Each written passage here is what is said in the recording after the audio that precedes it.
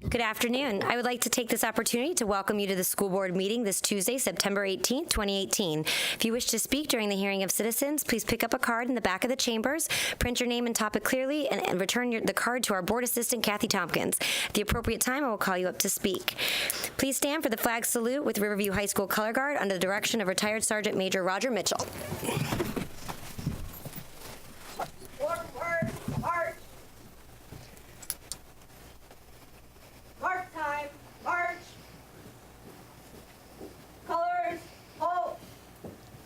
Post.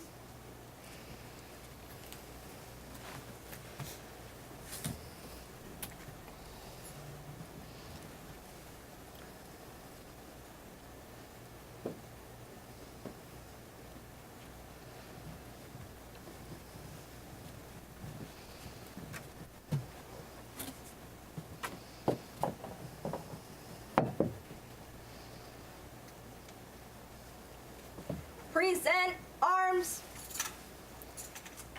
I pledge allegiance to the flag of the United States of America and to the republic for which it stands, one nation, under God, indivisible, with liberty and justice for all.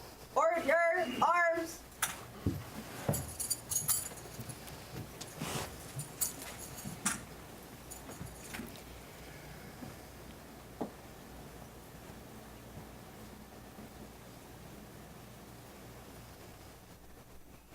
Forward, march.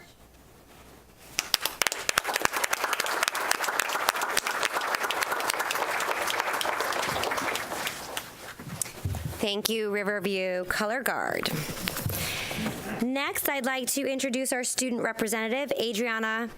I know, I just asked you how to pronounce your last name, but I'm going to have you do it for me and tell us a little bit about yourself. Hi, my name's Adriana Pataxil. I'm a senior at Riverview High School. I'm in the International Baccalaureate program, and I'm really excited to be here. Wonderful. Well, thank you again for joining us. I know I have a certificate of appreciation, which I will fix because I know there's a typo on it, so we'll get that one to you. But thank you again. Moving on to special presentations. I know we have a vision of white in the room. Very exciting day. The special presentation tonight is for the White Glove Awards, and I'd like to invite Jeff Moltzby and Jody Dumas and Lou, I'm having a problem with last names today, Stokenlind to the podium to start the presentations.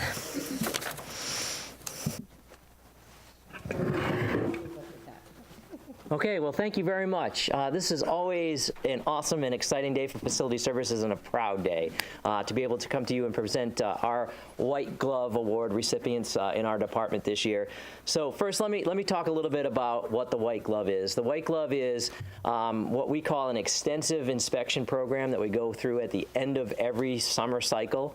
It's a deep cleaning inspection at every site in multiple spaces on that site to really rate the performance of the custodial crews over the summer. You know, that is really our best chance to provide a nice, safe, clean learning environment for the entire year, is to come out of the summer with a very clean school and very clean facility. So it's important to us, and it's important to all the head custodians you sitting here today, because we talk about White Glove all year long, and they strive for it. They strive for it over the summer, and they push very, very hard to get to it. What is a White Glove inspection? It is a very detailed inspection. We're going into multiple classroom spaces. We are going into media centers. We are going into clinics. We're going into group restrooms around the district. We're inspecting with black lights. We are seeing and marking off for things like if you go into a normal bathroom, you might not even see, for example, where the soap dispenser is. When a student goes in there or somebody goes in that bathroom and gets some soap, sometimes you get a couple of drips down the wall. You can't really see that. But if you get up close and you look or you put a black light on, you see that little bit of soap on the wall. Those are the types of points that come off a custodial White Glove inspection. A little bit of dust, points off. It is very, very thorough and deep inspection, and we're very tough inspectors, I think, when we're out there. So when these White Glove recipients come up here today, let me tell you, they've worked for these scores. It's not a gift we give anybody. And the schools are competing against themselves, all right? We give a range of points, and all the schools get to compete to get in those ranges. They're not competing against one another. They're just always trying to improve for their school site. So The last couple of days as this was coming up, I was thinking about, and I always struggle with, I only have a couple minutes up here, how do I have an impact here on a yearly basis once a year to let them see how important they are for the district? And so I try to think of the right words and how does this impact students and student life? And I thought about this year. So two things that Dr. Bowden alluded to in terms of our goals and our missions for the school district were maintaining a tradition of excellence in the school district, obviously maintaining our A, and then making sure that excellence extends to all of our schools across the district.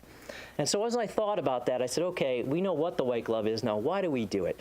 Yes, it's wonderful to be able to award everybody here today and say you did a great job cleaning, your schools are clean, but why are we doing it? How are we impacting those goals in the district? And let me tell you, throughout the United States, there's been multiple studies done, and one of the most interesting facts I found in the last few days researching is that in elementary schools across the United States, basically there are 22 million days lost to absenteeism at the elementary level throughout the United States. That's 22 million days where kids are not in school. And as we all know, if the students are not in school, they can't be impacted by teachers, and they can't be impacted by learning. So that's important to note.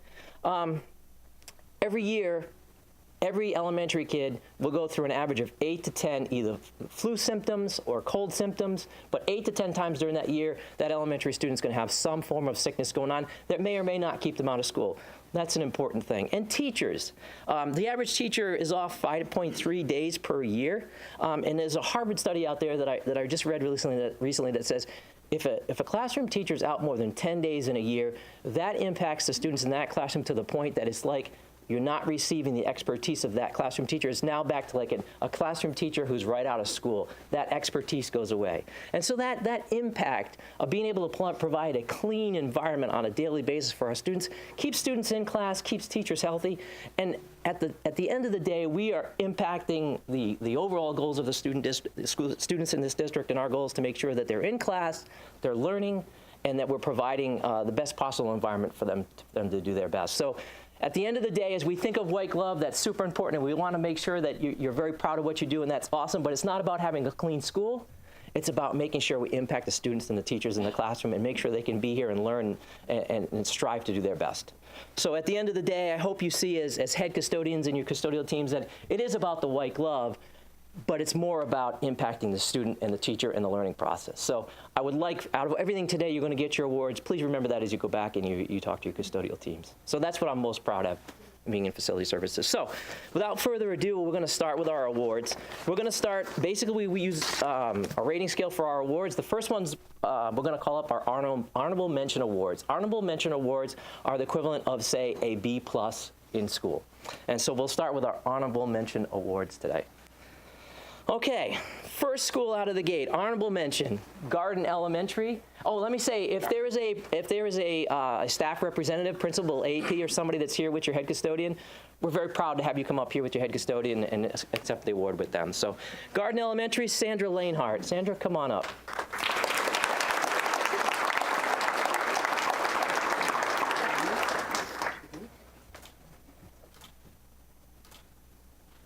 All right. Oh yeah, and when you receive your award, I've been told by Mina that we're going to head outside. You're going to get an individual picture, and we're going to have a group photo taken outside. Yeah, okay. All right, Laurel Nokomis School, Carolyn Schreiner.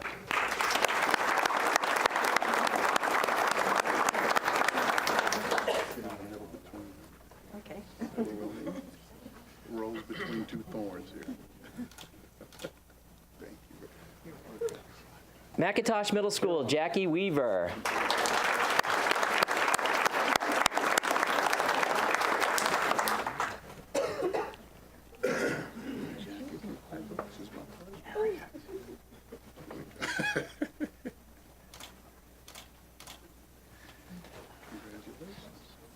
Sarasota High School, Joe Miller and Charles McClung.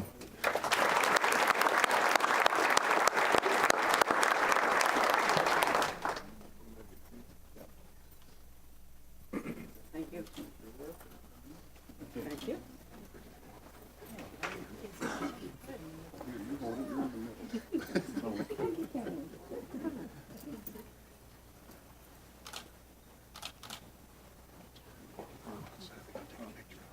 Sarasota Middle School, Marcia Hill.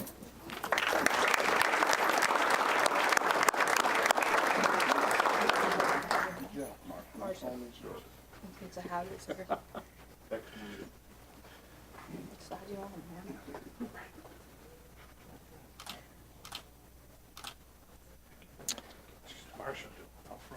And Venice High School, Jim Skopek and Jamie Gore. Come on up. Congratulations.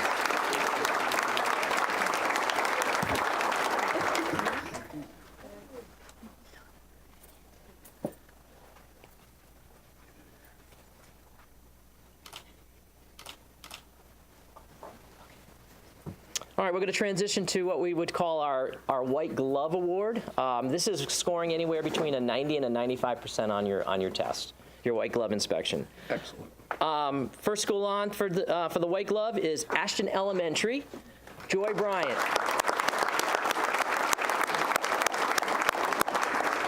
Big deal here.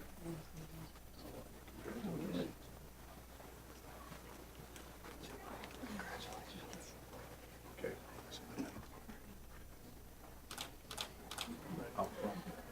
Take a picture.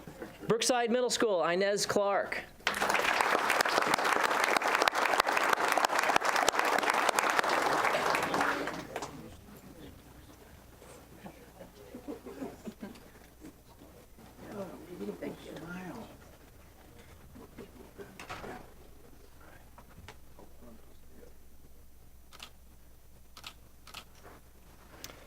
Fruitville Elementary, Dorothy Pugh.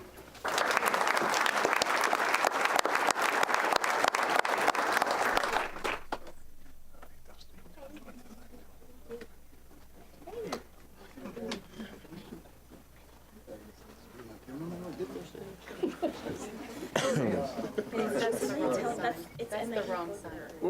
Oh, yeah. Good catch. You did it. Thank you. You skipped it? Yep.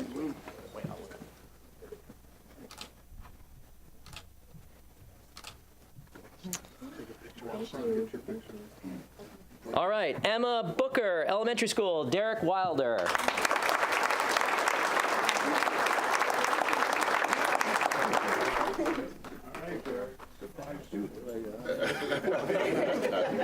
Wow, you surprised? He's surprised. Heron Creek Middle School, Dave Sobleski.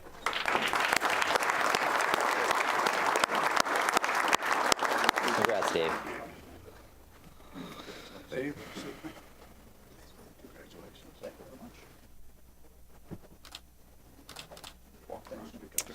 Lakeview Elementary, Greg Hilliard, and I don't think Greg's here, but anybody from Lakeview? Oh, come on up, come on up. Amen. Good, good. Okay, Michael. Nice to see you.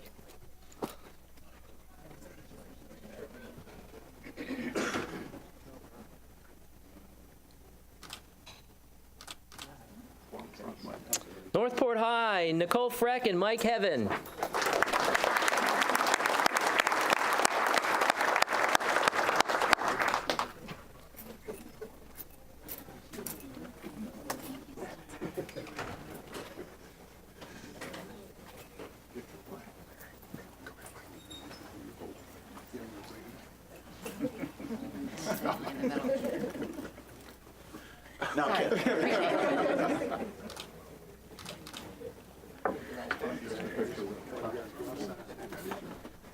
Philippi Shores Elementary, Carly Tompkinson.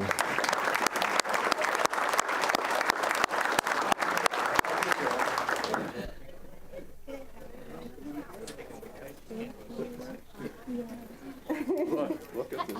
She's so happy.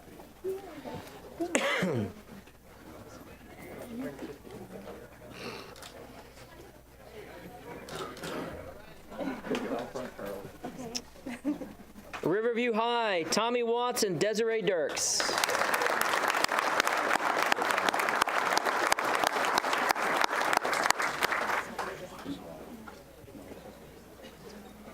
All right, Aaron.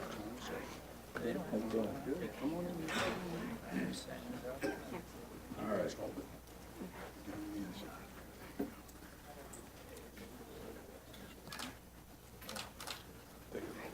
Take a picture. Southside Elementary, Brandon Urban.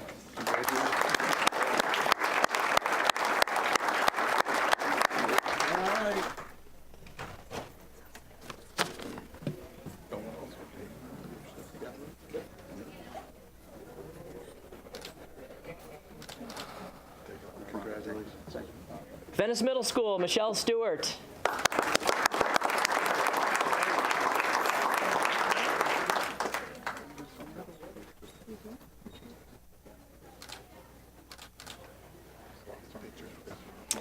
Wilkinson Elementary, Claude Mose. Hey, Henry. Henry. Claude, congratulations, man. All right. My buddies here. All right. Okay. Someone's happy. Hey, my southern sister here.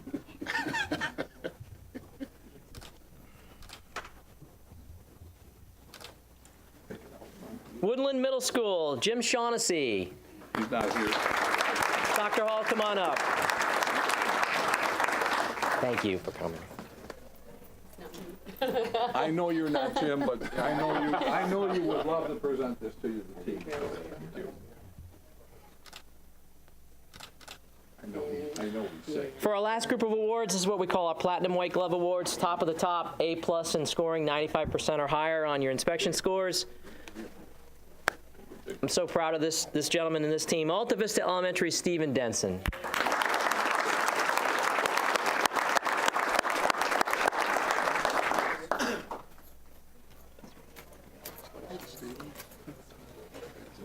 Come on, let me in here. Don't get your picture.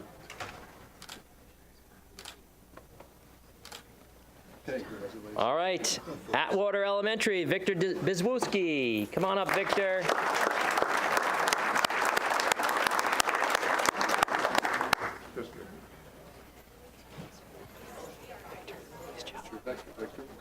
All right, Victor.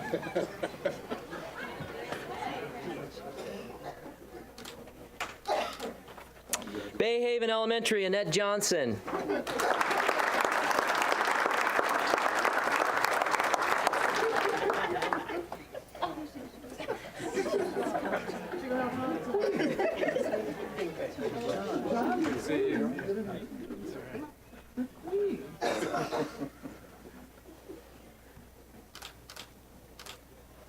Booker High School, Carolyn Redden and Deborah Purvis.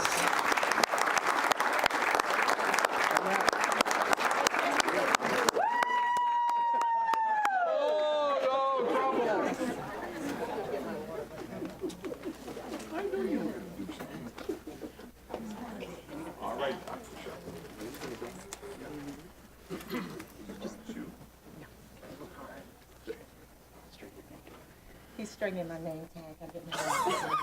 Come on. She'll fix that later.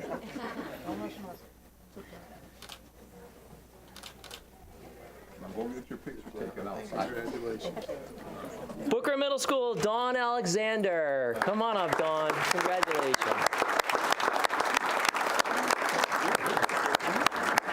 Awesome, Dawn. Congratulations. You earned it. You earned it. Cranberry Elementary, Mark Montgomery. Congratulations, Mark. Thank you, sir. That's the last one you're ever going to get. Thank you, sir. Congratulations, sir. Congratulations. Glen Allen Elementary, Carol Quintana.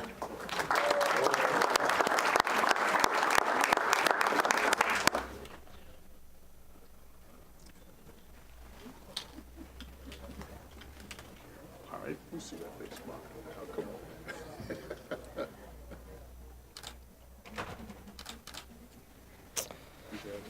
Goshu Elementary, Shirley Smith.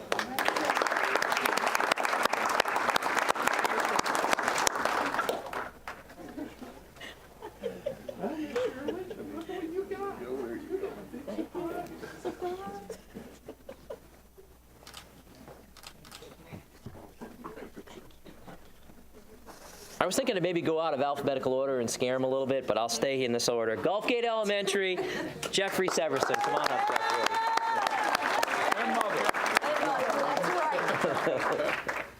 Congratulations, Jeffrey.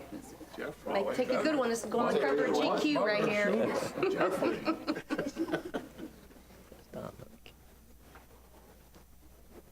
Take a good one. You're on. Good job. Lamarck Elementary, Dominic Palumbo. There it is.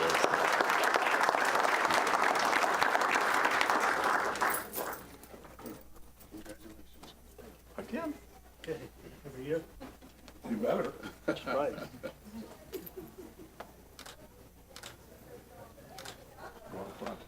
Pine View School, Robert Tompkins and Nikolai Grinchuk.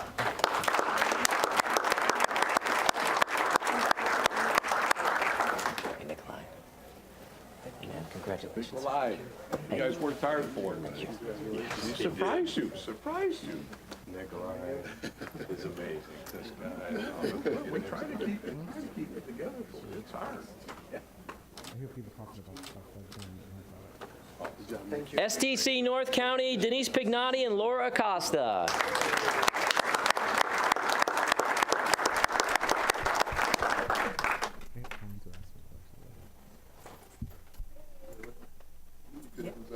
No, I can't do that.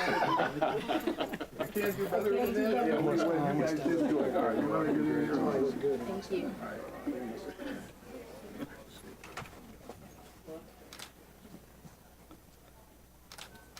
STC Northport, Maria Smith.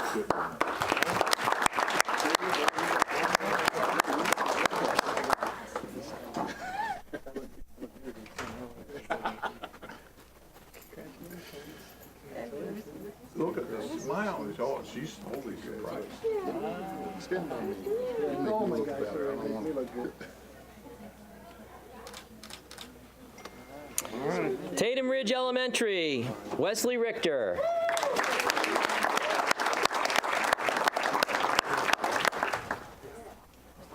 right, you gotta go out front and get your picture. Ah, look, there's one. You gonna come see me soon? Yeah. I got a story to tell you. Taylor Ranch Elementary, Terry Filari.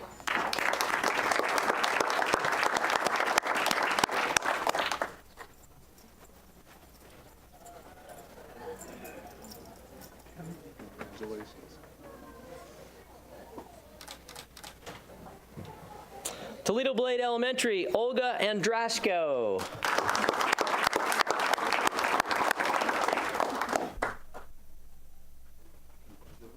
Thank you.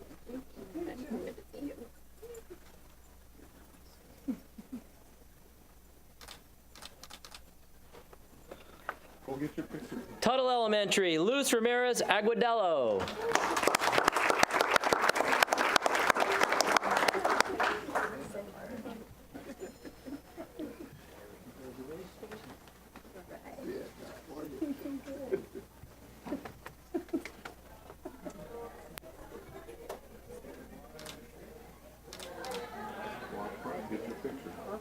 And Venice Elementary, Antonina Dunchek. Come on, Antonina.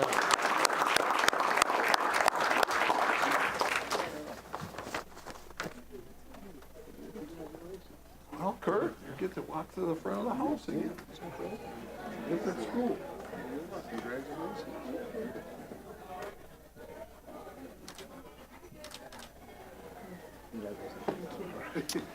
So that concludes our White Glove Awards for this year. We're obviously very proud, and thank you very, very much for your time. We appreciate it.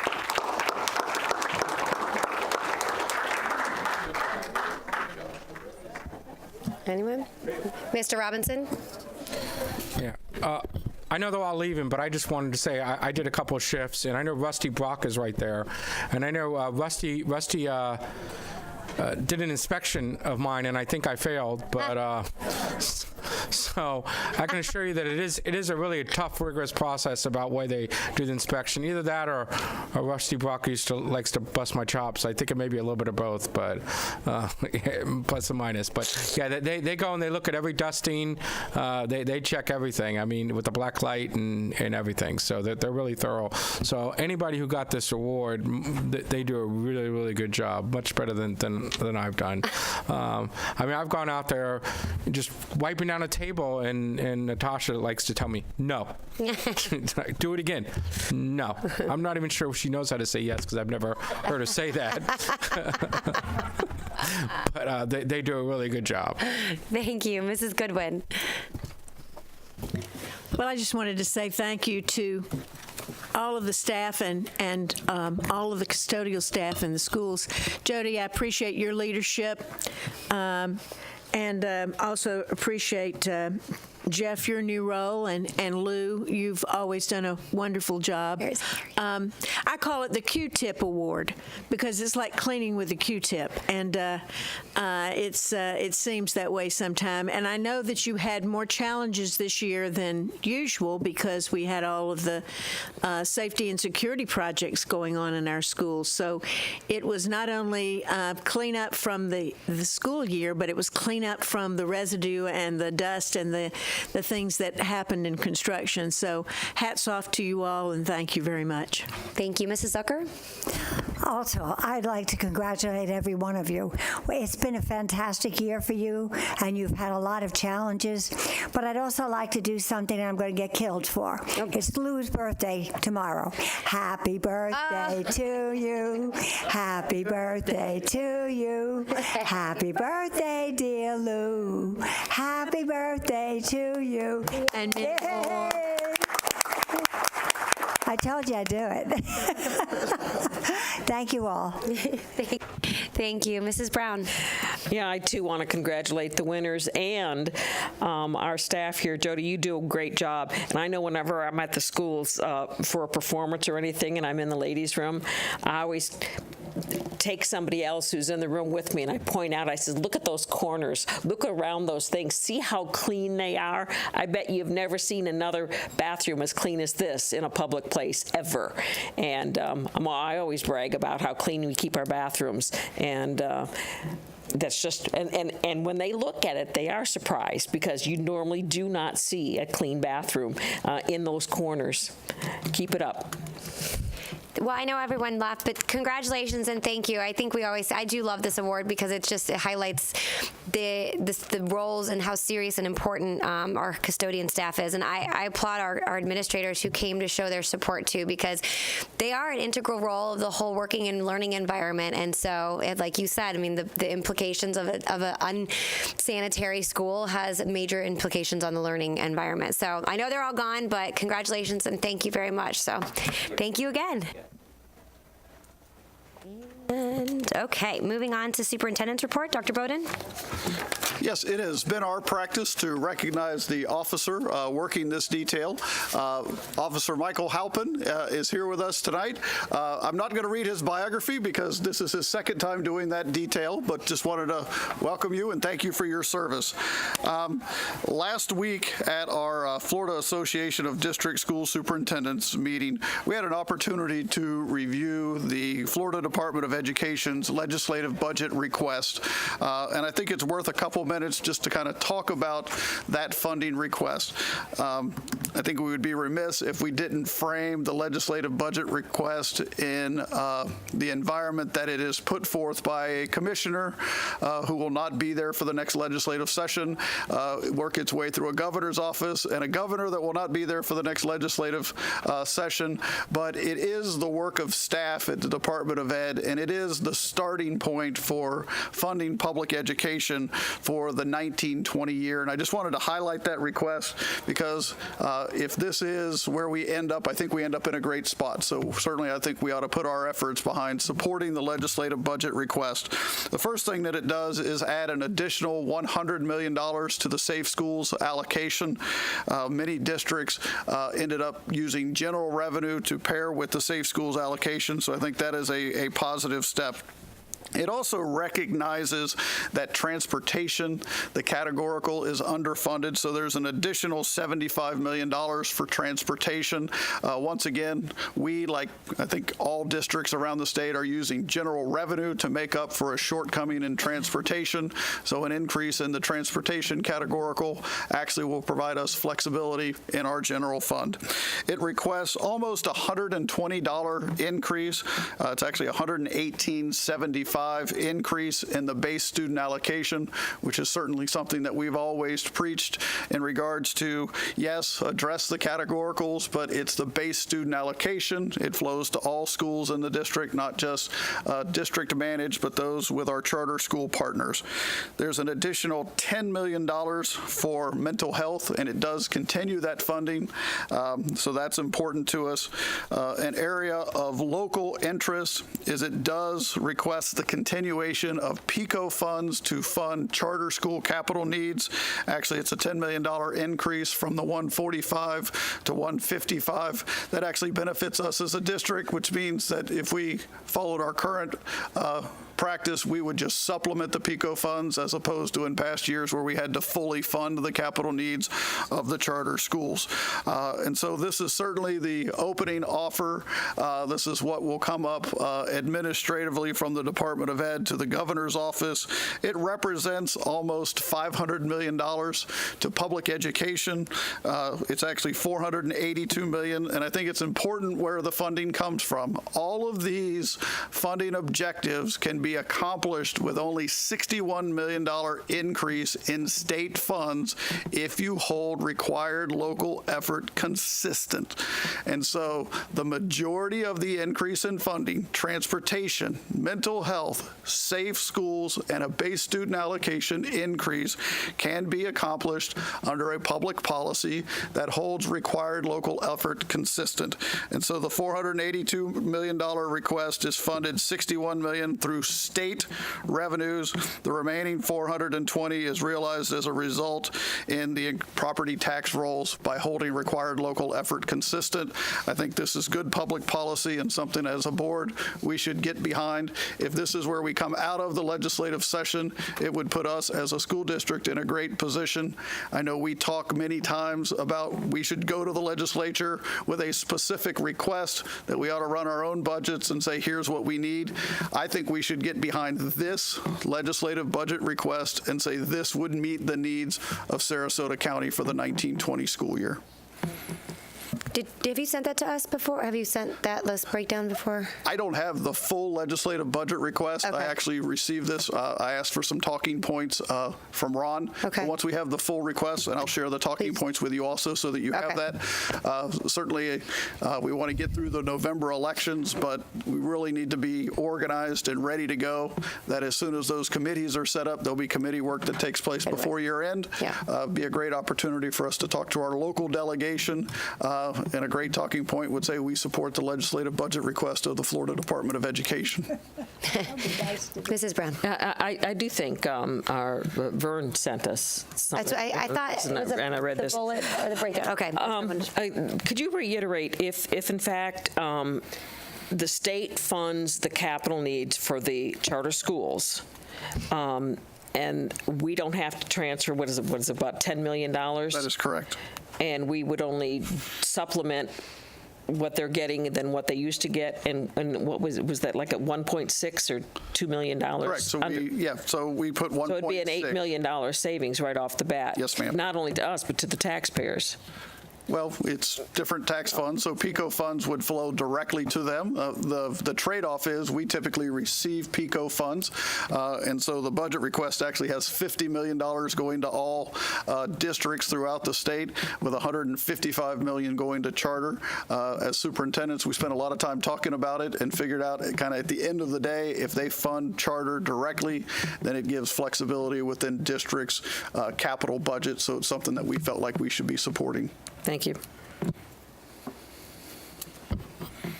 Okay. That concludes the superintendent's report. Very good. Thank you very much. And we are moving on to the hearing of citizens. I have one card. Each speaker will have 3 minutes to speak. When the time flashes yellow, 1 minute remains, and you need to begin to summarize. You must stop speaking when the buzzer rings. Please note that respect for divergent viewpoints and civility will be shown at every board meeting. Whether you agree or disagree with the speaker, you should listen politely and respectfully without making any sounds of approval or disapproval, including clapping. I have Sue Maloney.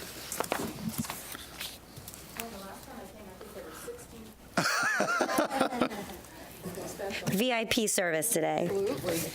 I did bring some handouts to share with you, so did they already pass them out? Great. Is okay? Good afternoon, Dr. Bowden and the board members. My name is Sue Maloney. I've spoken 2 other times at your board meetings about the Sandy Hook Promise programs. And I'm very pleased that today you will be doing a final vote to adopt 2 of those programs. One of them is for staff members, and one is for middle and high school students. Many counties in Florida are adopting these free programs as part of their required mental health education curriculum.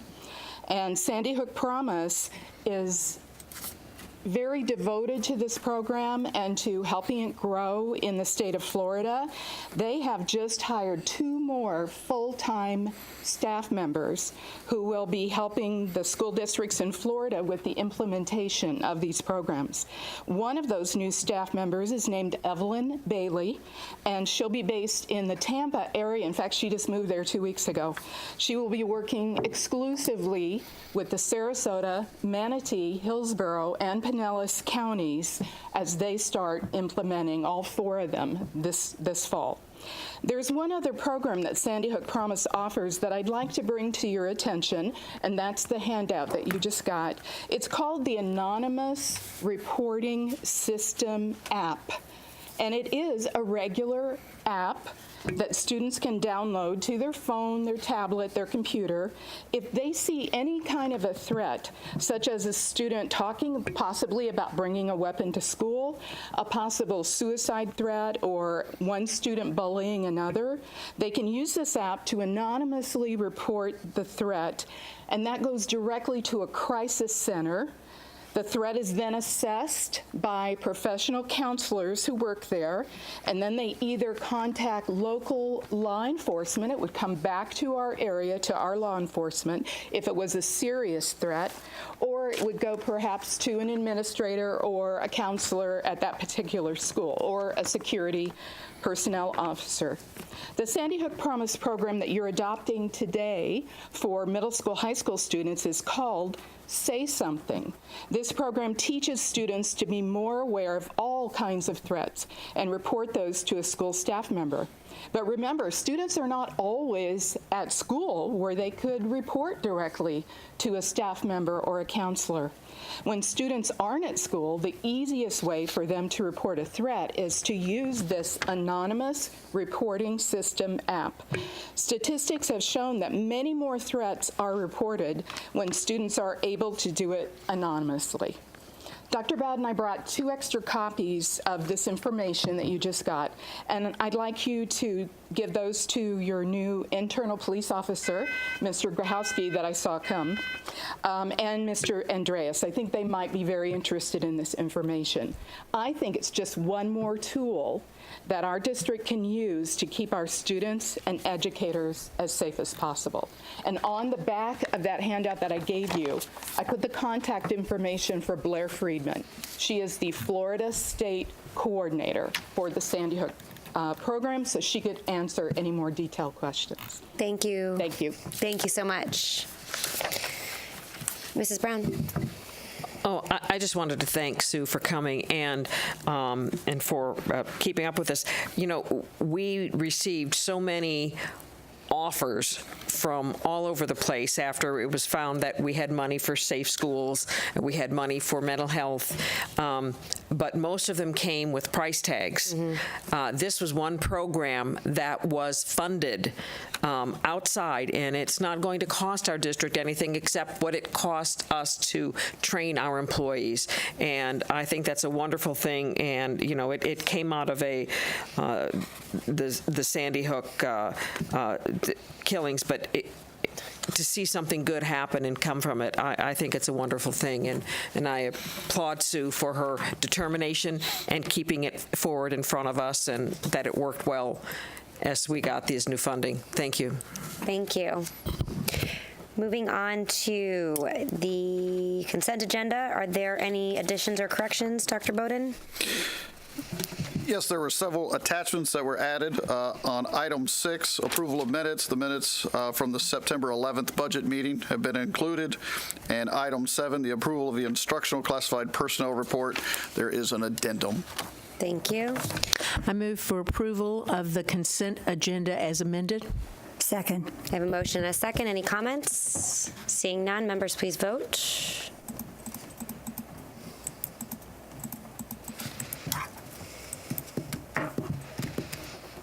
And the motion passes unanimously, 5-0. Moving on to new business.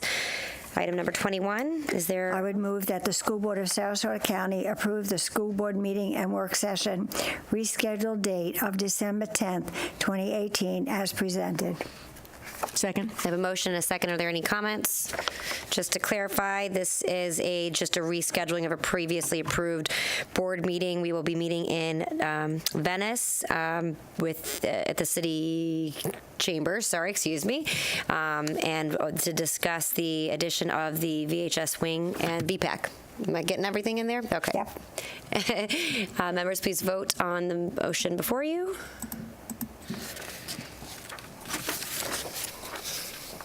The motion passes unanimously, 5-0. Moving on to item number 22. Is there a motion? I would move that the board approve the advertisement of changes to all of the policies in Chapter 7 of their policy library as presented. Second. I think we have a second. Are there any comments? Seeing none, members, please vote on the motion before you.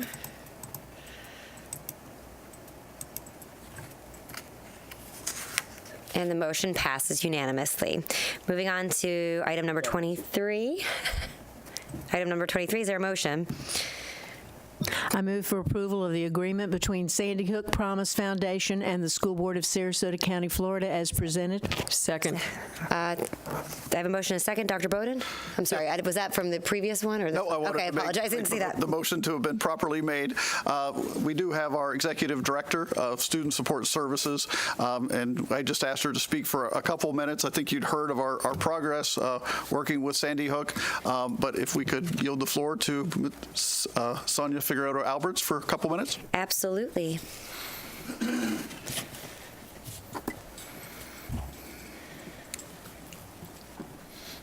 Good afternoon, Madam Chairman, school board members, Dr. Bowden, student, Mr. Hardy, and members of the public.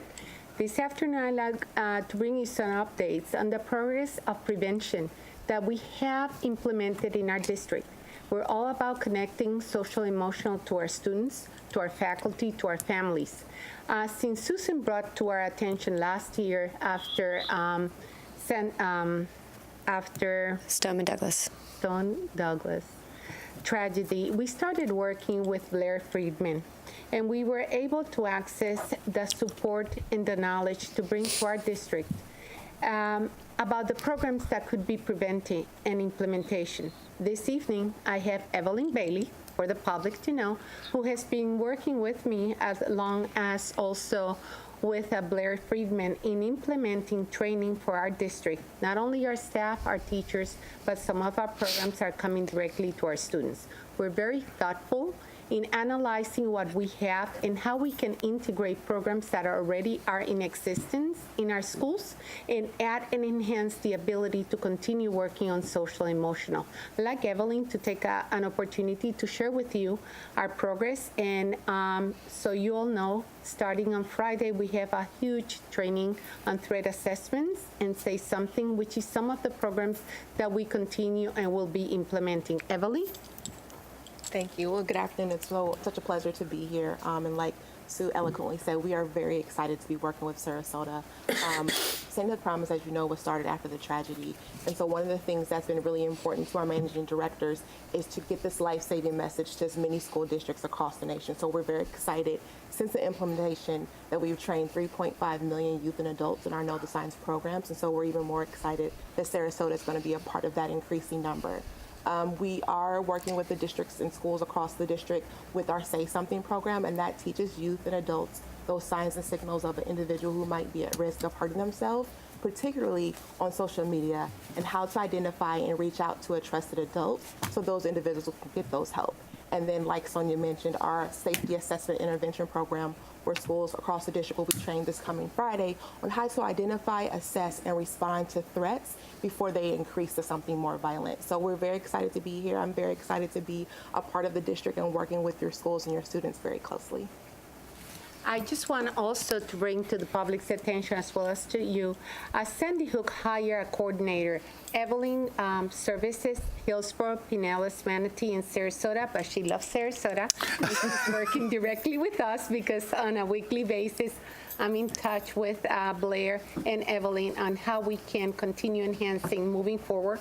Also, for the knowledge of you all, we have already added the mental health counselors in our schools. They are full-time. We're working with 2 on outside agencies. We have 12 in our elementary schools. We will have 5 in our middle schools. And at the high school level, it's a combination of mental health, teen court, mental health supports for prevention. So it's all about agencies that are in our community that are helping support consistent support in the follow-through, because we can do a lot of training, but if we do not have that eyes and lens to monitor what else needs to be added, change, or delete, it's not going to be as impactful as we hope so. So we also have met with our foundations, and they are partnering with us to evaluate what we have in place this year, just to monitor what is making a difference for our families and our students. And we're really so excited to partner with professionals that can bring that lens from the clinical perspective that our students and families can benefit. And thank you for the opportunity of sharing this with you. Thank you. Mrs. Brown? Thank you. Yes, I'd like to see us evaluate where we go from here, especially it looks like they're going to fund the $100 million plus an additional $10 million for next year.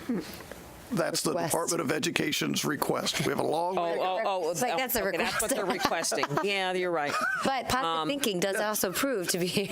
Snowball has to start somewhere. Exactly. But, you know, I know that our guidance counselors in the middle and the high schools are stretched. I mean, because right now they're looking at, you know, what courses these kids should have. And you go to a high school sometimes and maybe you're upset and you want an appointment with a guidance counselor. Well, I've got an opening in 2 weeks from Tuesday. That doesn't work when you've got an emotional issue. It might work when you're looking at changing your classes. But, you know, that is definitely something we cut back on when we had the cuts to our schools, and it's something that we need to beef up again. And I think so. And maybe you can check on that, because I think as we're putting our budget together next year, you know, I think that's something that we need to look at, is not just providing outside help, but maybe getting more guidance counselors into our middle and high schools for the emotional health that we need, not just for picking out the right courses. Thank you. Mrs. Zucker. Could you tell me how many social workers we have? Because those are the ones that really work with the families and the students. Well, we have 12 district social workers, and we have 10 homeschool liaisons that are also social workers in our schools. So we have a variety of social workers and homeschool liaisons that provide that guidance and support to family and students. And we cover all our schools. The most a social worker has is 2 schools or 3 schools. If they are servicing a Title I school, they're an enhancement to the homeschool that is also a social worker staff full-time at that Title I school. So it's a variety of support staff really enhancing the impact that we provide to the families. Much better. It used to be 1 to 4. So it's a much better ratio now. Yes. Thank you. Yes. And they also are providing mental health counseling, group counseling, as well as school psychologists. So we have been able to use our resources in a different way to maximize the support that student needs. As times have changed, our culture has changed, and the needs have changed. Thank you. Mr. Robinson. Mrs. Sorry. You get 80% chance of getting it right if you say Mrs., I guess, on this point. So Friday was a makeup day for FSAs, and the people who were proctoring the exams for the FSAs on Friday were guidance counselors. And I'm just, I mean, so I don't know if there's a way to balance that out. I mean, I understand you're going to use some of the guidance counselors to proctor them, but could you leave some of the guidance counselors behind in there? Do you have to take every single guidance counselor to go and proctor? Can you use other people's positions? So maybe if there's 4 guidance counselors, you have 3 of them proctor and leave, hold one back in case students, have an issue or want someone to call or talk to, and have another staff member instead of the 4, instead of taking all the guidance counselors to do proctoring on when they're having FSA tests, such as Friday. So those testing plans are put in place at the school level. We'll certainly ask our executive directors to bring it up with our principals. They go to great lengths not to pull a classroom teacher out. What happens with testing, it starts to snowball, is that you have a certain number of students that are out of class to attend testing. When you start to pull instructors, then it starts to impact more students because instruction can't take place if your instructor is down the hall serving as a proctor. But certainly we'll try to minimize that disruption and see what we can do. Thank you for the continued work. I think, Sonia, you said something that I think is relevant, is that, evolving with the makeup and what's going to work between, homeschool liaisons and social workers as we look at the challenging times that we're facing. So thank you very much. I don't know if members already voted in front of us, but members, if you have not already, please vote on the motion before you.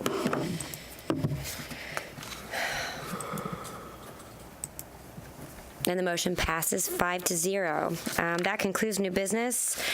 Any announcements or communications? I'm just going to say I want to give us a pat on the back. We had all 3 new business items unanimously, so just so they can report on the board working very collegially lately. So, and I think today's board meeting overall and workshop, which was packed full of amazing presentations by staff, I want to thank you. So I think today was a really successful day, and we all should be very proud. Outside of that, I just lost my notes. I apologize. Our next meeting is, our next meeting is October 2nd at 6:30. Am I missing anything else? Well, I was just going to mention about the event tonight. We've got a contract now with an organization out of Chicago, and they have been rounding up students who have quit school that are ages 16 to 22, who maybe would love to have a degree, have a diploma, but kind of you get off and you start working somewhere or doing something and you just don't get back to it, and you're afraid to call and find out. They've been knocking on doors, and it's called the Acceleration Academy. It's at Beneva Commons up near Publix on Beneva, north of Fruitville Road, and they're having a ribbon cutting and a little celebration tonight because they're in business, and we're really, really excited about the opportunity of having them to round up these wonderful young students who maybe have a need for a little extra TLC and help. And we're hoping that some of them will go off to our technical college after that and get a career in a year. It's a standard diploma. It is not a GED. So I mentioned that. So we have a great new organization working here and partnering with them. So I just want to say stay tuned because I know they're going to do some great things. Thank you. Sorry, the next board policy review work session is October 2nd at 4 p.m. and the next regular board meeting is at 6:30 October 2nd. We are adjourned.